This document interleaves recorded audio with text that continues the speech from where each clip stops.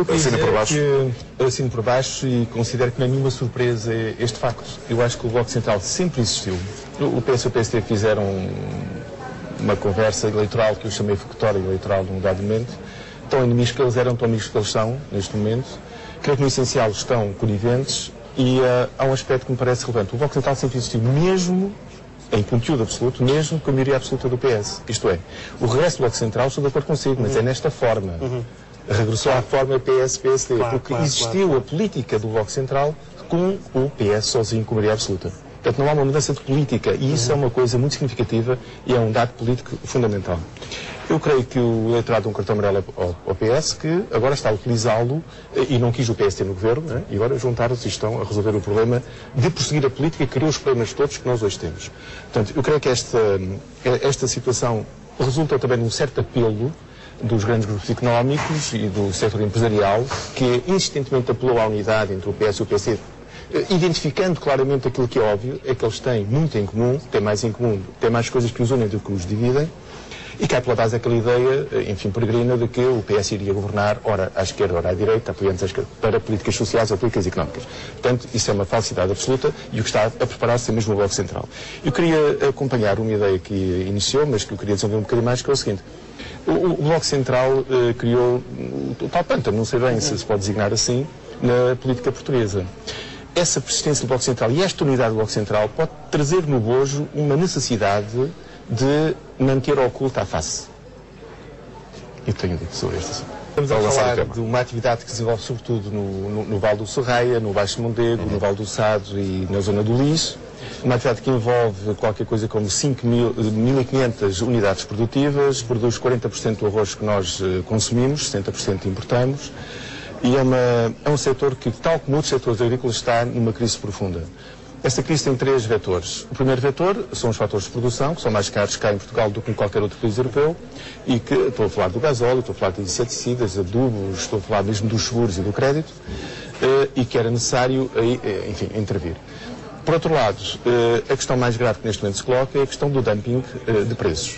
O que está a acontecer é que as grandes superfícies, os grandes distribuidores estão a comprar arroz, a importar arroz, né, e estão a vendê-lo cá mais barato do que o compram, arruinando os nossos produtores e criando condições para ficarem com a fileira da produção, da distribuição e da comercialização. Mas é uma prática ilegal. Portanto, o que é que acontece? Neste momento, esta prática foi identificada pela Autoridade da Concorrência, foi referenciada em janeiro, nada fez.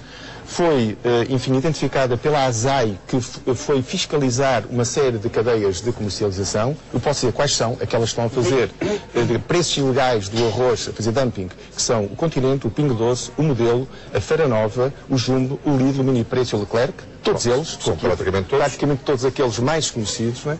Procurando arrasar a produção nacional. Mas isto é claramente evidente. E a produção que ficar nos grandes produtores, associados às cadeias de comercialização. Portanto, esta é a lógica que está a ser desenvolvida. A Autoridade da Concorrência sabe disto e se em agosto ia tomar medidas não fez rigorosamente coisa nenhuma. Mas então, os grandes produtores resistem melhor a este dumping. Também são, mas estão conectados. Não é?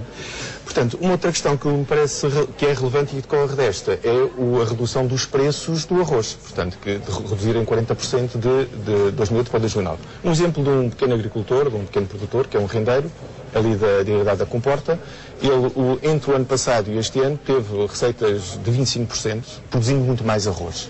Portanto, e vai ter prejuízos sérios este ano e a tendência é desativar.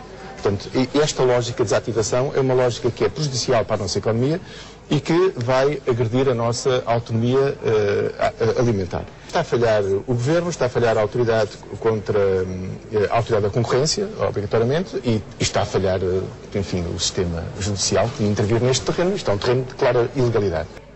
A minha opinião é que isso é uma política objetivamente orientada para conquistar e para permitir, coniventemente com as grandes superfícies, permitir que se vá degradando a produção portuguesa e arruinando os nossos pequenos produtores. Propostas para isto. Em primeiro lugar, travar urgentemente a manipulação dos preços. Em segundo lugar, intervir na baixa dos custos de produção.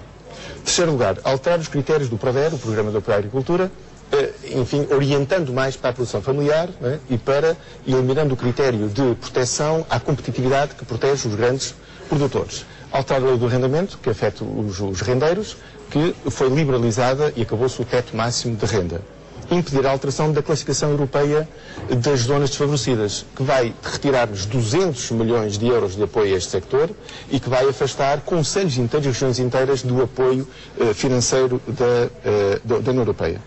Só uma nota, o Papa debruçou-se recentemente sobre a questão da produção agroalimentar e considerou que essa área não devia ser considerada como qualquer outra área industrial, não devia estar ao sabor do mercado, nem ao sabor da especulação belicista. Na medida em que considera que é essencial, e é verdade, muita gente diz isto há muito tempo, o Papa disse agora ainda bem, chegou tarde, mas disse, que são bens essenciais à vida das pessoas. Pronto. Logo, a questão que se coloca é que esta afirmação do Papa levaria a romper com toda a política da Organização Mundial do Comércio, total liberalização, a política da União Europeia e a política dos governos portugueses, do PS, PST e CDS-PP, o que é uma coisa difícil de conseguir. A luta dos trabalhadores, dos agricultores, dos orizicultores, tem feito o seu caminho, mas há muito a fazer para reverter esta política. Justiça fiscal. Fiscal, sim. O que é que se coloca? O Governo anunciou que não vai haver aumento de impostos. Justiça social também. Justiça social, muito bem. Que não vai haver aumento de impostos em 2010. Isso, houve um alívio dos contribuintes que pagam, porque os que não pagam, tanto faz, não é? Mas o que é um facto é que esse anúncio me deixou, por um lado, um sentimento de satisfação e, por outro lado, um sentimento de indignação. Satisfação, porque, particularmente no IRS para os trabalhadores dependentes, no IRC para os micro, pequenos e médios empresários e depois nos impostos indiretos, que são os mais gravosos, que apanham toda a gente, no caso do IVA em particular, portanto, não há aumento de impostos. Não é? Mas não há justiça fiscal. Porquê? Porque há um desequilíbrio entre os impostos indiretos e os diretos, onde se podia fazer a favor dos indiretos, porque nos diretos é que se faz a redistribuição, e porque há, digamos, uma carga fiscal superior sobre o IRS sobre o IRC. Portanto, as pessoas particulares pagam mais do que os coletivas. Portanto, isto, enfim, não cria justiça fiscal e isso não foi alterado. Agora, a minha indignação é porquê? É porque eu quero que sejam aumentados alguns impostos. E quero que sejam criados novos impostos. E não foram aumentados, nem foram criados. Primeiro, aumentar o imposto sobre a banca. No mínimo para 20% da taxa de IRC, porque está nos 9, 11%, e é uma coisa absolutamente absurda. Pelo menos 20%. Criar um imposto, que o PS diz que está disponível para isso, né, sobre as mais-valias mobiliárias, que eu entendo que menos 40% não faz nenhum sentido. E tributar o fluxo financeiro para os offshores, que neste momento, não acabando com os offshores, ao menos podia-se taxar o fluxo financeiro para os offshores. Portanto, a minha indignação é que não foram aumentados nem estes impostos, nem foram claramente definidos esses novos impostos.